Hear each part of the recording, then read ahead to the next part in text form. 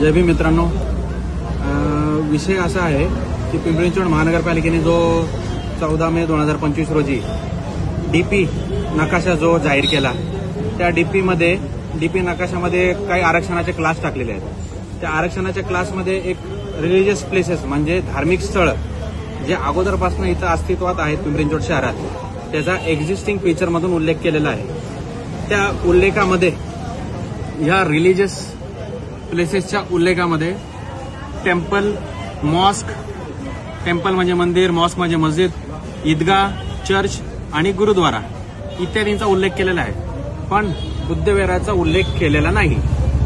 तर ह्या आरक्षणामध्ये धार्मिक स्थळांच्या असं गुलाबी, लाईट गुलाबी रंगामध्ये जर मंदिर असेल तर टी, मस्जिद असेल तर एम, चर्च असेल तर सी आणि गुरुद्वारा असेल तर GD असा उल्लेख इथं केलेला आहे। आता धार्मिक स्थळ ही धार्मिक स्थळ सर्व धर्मांची धार्मिक स्थळे असतात। जसं आता बुद्धविहार पण प्रामुख्याने पिंपरी चिंचवड शहरात इथं अस्तित्वात आहेत वर्षानुवर्ष। बुद्धविहार हे समाजाच्या धार्मिक, सांस्कृतिक, सामाजिक दृष्टिकोनातून अत्यंत महत्वाचे आहे, कारण की बुद्धविहारामधून ध्यान, प्रवचन, धम्मशिक्षण व विविध सामाजिक उपक्रम राबवले जातात।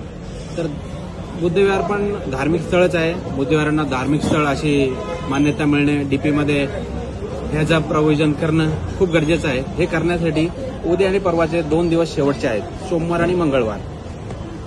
जे 14 मे 2025 रोजी जो डीपी नकाशा त्यांनी महानगरपालिकेने ते प्रस्तावित केला, त्याला 60 दिवसाची मुदत आहे हरकत देण्यासाठी। तर आपापल्या ज्या आपण एरियामधून आपण येतो ते आपल्या स्वतःच्या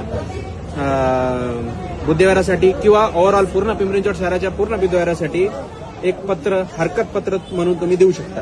त्याच्या हरकत पत्राचा फॉर्मॅट माझ्याकडे उपलब्ध आहे।